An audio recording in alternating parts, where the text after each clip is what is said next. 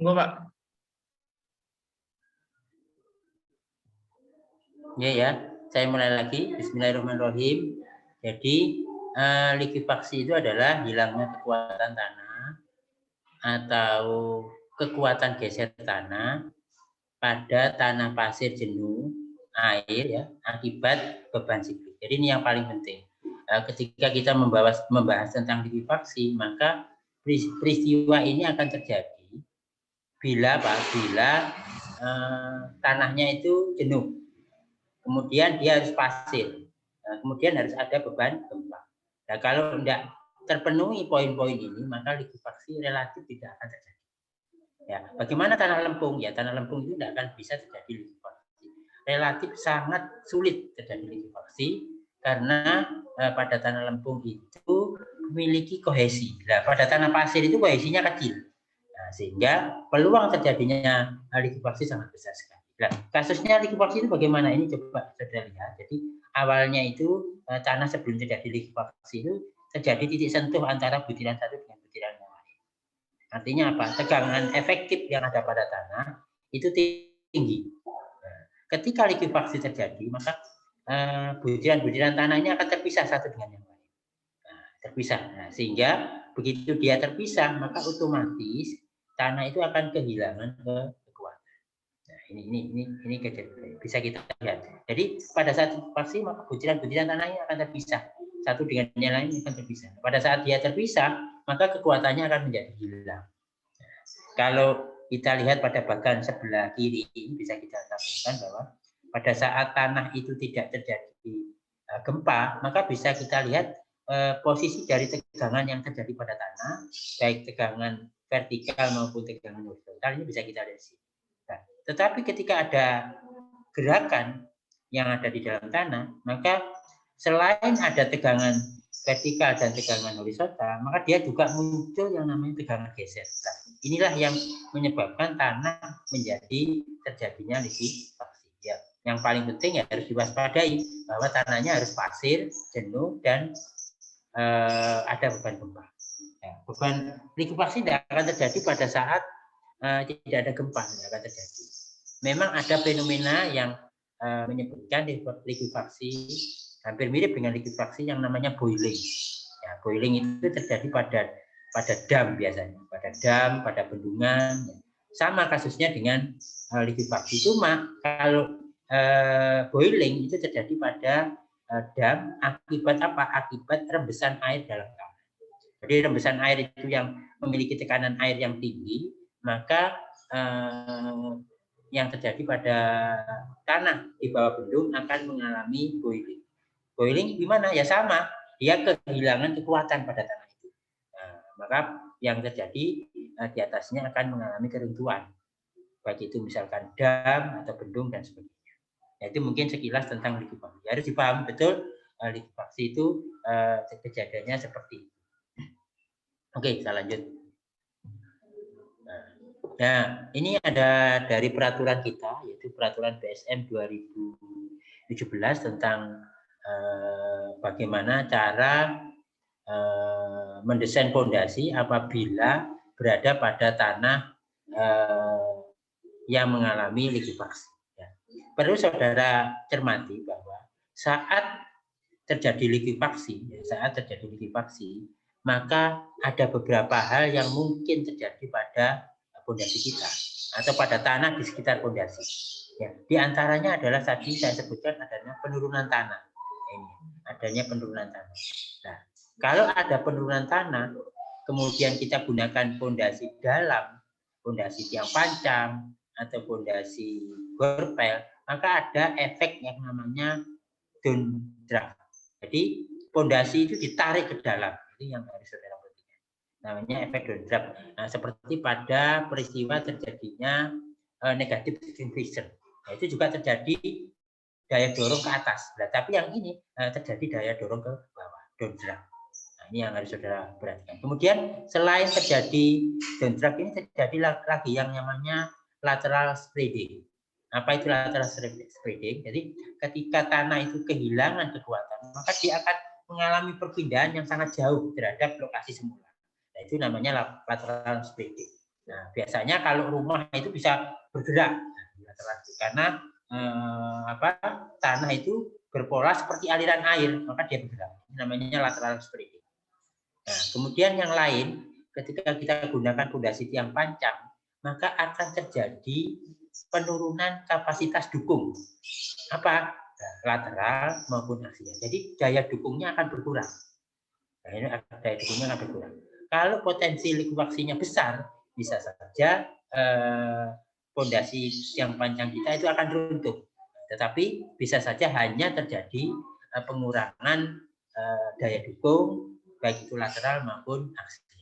Nah, ini coba saudara cermati ya, efek-efek yang terjadi pada fondasi kita ketika terjadi likuifaksi. Maka harus kita cermati betul berada di mana fondasi yang kita dirikan itu, apakah dia berpotensi likuifaksi apa tidak. Dan nanti akan ada analisis menganalisa bagaimana sih kita menganalisis potensi likuifaksi yang terjadi pada tanah.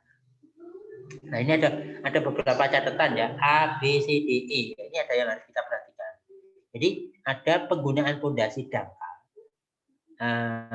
atau fondasi telapak tidak akan direkomendasikan pada tanah dengan potensi likuifaksi yang tinggi. Nah, ini harus saudara perhatikan. Kalau tanah di situ mengalami potensi likuifaksi yang tinggi, tolong tidak boleh digunakan fondasi dangkal. Sangat berbahaya sekali. Nah, kecuali kalau fondasi dalam relatif bisa menahan beban-beban yang bekerja efek dari likuifaksi. Nah, ini harus saudara perhatikan tadi. Ada catatan lain untuk fondasi tiang, tekanan friksi pada lapisan tanah berpotensi harus diabaikan. Nah, ini perhatikan ya. Perlu kita mengabaikan daya dukung geser vertikal. Akibat apa? Akibat adanya likuifaksi. Jadi ketika terjadi likuifaksi, lebih baik daya dukung yang didistribusikan dari gesekan itu diabaikan. Yang dipakai hanya daya dukung ujung saja. Nah, ini harus. Nah, catatan-catatan ini dari yang penting, saudara harus perhatikan. Nah, ini dimuat dalam peraturan kita 2017. Bagaimana sih kita mengatasi tanah yang berpotensi likuifaksi? Ya, ini ya, A, B, C, D, E, F ini coba saudara baca peristiwa-peristiwa yang mengakibatkan bahaya ketika likuifaksi terjadi. Ada E ini ya. Dilarang menggunakan fondasi tiang miring. Ya, ini coba saudara perhatikan. Tidak boleh kita menggunakan tiang pancang dipancang miring. Ini berbahaya pada tanah-tanah yang terjadi likuifaksi. Apalagi potensi likuifaksinya sangat tinggi. Begitunya. Mungkin itu ya. Silakan ada komentar, ada pertanyaan, bisa kita diskusikan. Kalau nggak ada, bisa selanjutnya. Jadi langkah awal bagaimana sih kita mendeteksi apakah tanah tersebut berpotensi likuifaksi atau tidak, maka kita harus menganalisis, pastikan tanahnya itu pasir apa tidak. Itu yang jadi catatan penting. Kalau sudah pasir, maka kita bisa analisis potensi likuifaksi yang ada. Nah, beberapa peneliti yang ada di dunia ini telah melaksanakan penelitian, diantaranya adalah Seth Idris ini juga melakukan penelitian bagaimana sih kita mengevaluasi potensi likuifaksi suatu daerah. Saudara bisa melihat ya beberapa jurnal yang saya terbitkan itu, saya pernah mengamati potensi likuifaksi di Puger. Kalau nggak salah tahun 2018 itu bisa saudara lihat, download di internet ya, itu ada cara kita melaksanakan evaluasi potensi likuifaksi yang terjadi pada tanah. Ya, ini coba saya jelaskan beberapa cara. Tapi yang paling penting yang harus kita laksanakan ya pertama harus kita laksanakan apa? Ya uji terhadap tanah itu. Uji apa? Ya uji daya dukungnya.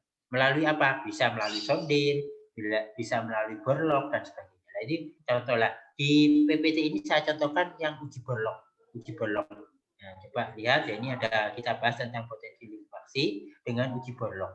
Nah, cara-caranya bisa kita perhatikan di sini ya. Otomatis tentunya ya kita mulai dari menentukan titik sampel bor, kemudian kita bor dan kita uji SPT.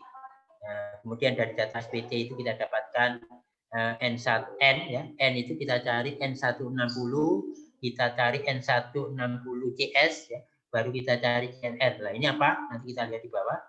Nah, kemudian dari potensi wilayah gempa yang ada di Indonesia itu, misalkan kita gunakan tahun 2002, kita lihat tanahnya apa, kurang lebih sebentar lagi habis. Nah, kurang lihat tanahnya apa, misalkan tanahnya adalah pasir, kemudian kita lihat percepatan maksimum yang bekerja di atas tanah itu berapa, bisa dilihat pada peraturan gempa 2002, itu bisa dilihat di situ. Nah, kita bisa mencari CSR, ada CRR dan CSR. CRR itu adalah apa? CRR itu adalah cyclic resistance ratio. Nah, CSR itu adalah cyclic strength ratio. Jadi ini adalah beban gempa, ini adalah kekuatan tanah. Nah, setelah kita dapatkan kekuatan tanah dan beban gempa, maka kita cari Fs. Fs ini adalah faktor keamanan. Nah, kalau Fs-nya ini lebih kecil dari 1, maka dia berpotensi likuifaksi. Nah, ini ada beberapa penjelasan yang bisa kita lihat di bawah. Nah, coba perhatikan. Ini adalah dari Yod dan Idris. Ya. Cara mencari Fs. Cara mencari Fs. Untuk mendapatkan Fs, saudara mencari CRR 755. CRR ini adalah cyclic resistance ratio. Nah, 75 itu menunjukkan bahwa dia diukur, ditinjau pada beban gempa, maksudnya pada skala Richter 7,5. Kemudian dibagi CSR, ya ini saya kemudian dibagi CSR ini adalah cyclic strength ratio. Ini adalah beban gempa dibagi beban gempa dikalikan MSS. Nah, ini coba perhatikan. MSS itu apa ini? Kalau MSS ini bisa saudara lihat 10 pangkat 24 dibagi M pangkat 25. M itu adalah magnitudo gempa. Jadi misalkan 5 skala Richter, 2 skala Richter itu bisa kita masukkan ke sini sehingga kita dapatkan nilai MSS. Nah, kalau Fs-nya ini, maksudnya ini ya, lebih kecil dari 1, maka kita kategorikan tanah tersebut mengalami potensi likuifaksi. Nah, kalau Fs-nya itu adalah 1, maka dia berada kondisi kritis. Kalau Fs-nya ini lebih besar dari 1, maka bisa kita katakan bahwa tanah tersebut aman terhadap likuifaksi, tidak mengalami likuifaksi. Nah, ini yang jadi catatan penting ya. Nah, sekarang saudara sudah bisa mencari FSL, ya, cuma tinggal mencari berapa CSR dan berapa CSR. Nah, ini bisa kita lihat di bawahnya. Nah, bisa kita lihat di bawahnya. Nah, untuk mencari CSR, ini bisa saudara lihat di sini. Itu adalah 0,65 kali percepatan gempanya. Misalkan 0,9 G, maka 0,9 dibagi G, ya tinggal itu. Ya. Kemudian ada tegangan vertikal total dibagi tegangan vertikal efektif dikalikan RD. RD bisa saudara lihat di bawah, ini cara mencari RD, yaitu RD di mana adalah sama dengan 1 dikurangi 0,0765 Z. Z itu adalah kedalaman. Kedalaman dari Leo dan Whitman 1983. Apa sih itu RD? RD itu reduksi beban gempa. Jadi reduksi beban gempa, efek dari kepadatan tanah semakin ke dalam, itu semakin bisa kita reduksi, semakin kecil nilainya beban gempanya, sehingga kita harus mendapatkan itu dari sini. Ini RD. Jadi koefisien tegangan reduksi. Jadi dia fungsinya mereduksi dari. Nah, coba saudara harus perhatikan tegangan vertikal efektif ini. Tegangan vertikal efektif ini yaitu biasanya gamma efektif dikalikan kedalaman. Kalau ini adalah gamma total, gamma 1 detik dikalikan kedalaman. Nah, ini bisa kita lihat di contoh aja ya, di contoh. Nah, dari sini saya pikir tidak ada pertanyaan ya. Amak ini kita dapat dari peraturan, jadi berapa percepatan gempa di permukaan tanah. Kemudian G itu adalah percepatan gravitasi. Jadi biasanya amak itu mesti 0,2 G, hingga G-nya kita coret sehingga tinggal 0,2-nya atau 0,5-nya dikalikan. Nah, saudara harus cari nilai-nilai ini, maka dapatkan CSR. Nanti coba kita sambung ya, kalau kebetulan sudah habis waktunya. Nah, R ini, jadi RG itu ini. Kalau kedalaman tanahnya tidak lebih dari 9,15, maka rumus ini yang saudara bisa pakai. 1 dikurangi 0,0 sekian. Nah, kalau di kedalaman antara 9 dan 23 maka kalau pada kedalaman ini sampai ini maka ini. Saudara cermati beban gempa yang mengakibatkan likuifaksi itu menjadi semakin kecil kalau dia semakin dalam. Jadi tanah itu semakin dalam maka potensi likuifaksinya adalah semakin kecil. Ini dari bahasa ini ya. Ya, bisa kita lanjut lagi. Z itu adalah kedalaman ya.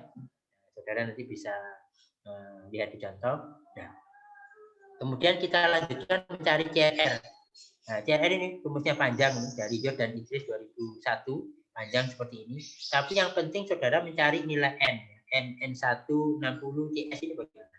Kalau untuk mencari N160, maka N yang kita dapat dari hasil uji lapangan, SPT-nya berapa, dikalikan panjang ini nilai CN, CE, dan sebagainya. Nah, nilai ini kita dapat di tabel. Ini ada di tabel bawah.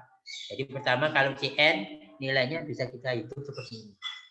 2,2 dibagi 1,2 plus tegangan vertikal efektif dikalikan PA. PA itu biasanya diambil 100. Kalau dalam satuan kilonewton, nanti ada contoh bisa saudara.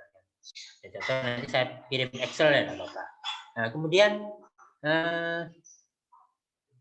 ini ya salah satu rumus yang bisa atau saudara batasi rumus ini kalau CN-nya lebih besar dari 1,75 maka saudara nanti harus pakai 1,75. Nah, ini ada batasan-batasan yang saudara bisa gunakan. Kemudian untuk mendapatkan N160 tadi itu masih banyak nilai, ada CE. Nah, CE itu bisa saudara ambil angka-angka di sini. Itu didasarkan oleh jenis hammer. Jenis hammer. Kalau hammernya adalah donut hammer artinya alat mukul SPT. Jadi alat mukul SPT itu pakai apa? Kalau pakai nomor 1 maka bisa kita gunakan nilai CE-nya sama dengan 1. Nah, kemudian ada lagi diameter bor. Diameter bor itu pada saat pengeboran pakai diameter berapa? Nah, itu SPT-nya juga kita sesuaikan. Panjang batang ini juga harus saudara sesuaikan. Di kedalaman berapa saudara melakukan pengujian. Misalkan lebih kecil dari 3 meter, maka SPT-nya bisa kita kalikan 0, sekian. Nah, kemudian pengambilan contoh tanah ini juga pengaruh terhadap C-nya. Jadi dikalikan 1 apabila tabung standar, dikalikan 1 sampai 1,3 apabila itu. Nah, ini adalah beberapa cara untuk mendapatkan nilai N160. Oke, saya pikir begitu ya. Nah, yang terakhir itu adalah N160CS. Jadi N160 yang kita dapat di atas harus kita kalikan alfa dan beta berdasarkan apa? Berdasarkan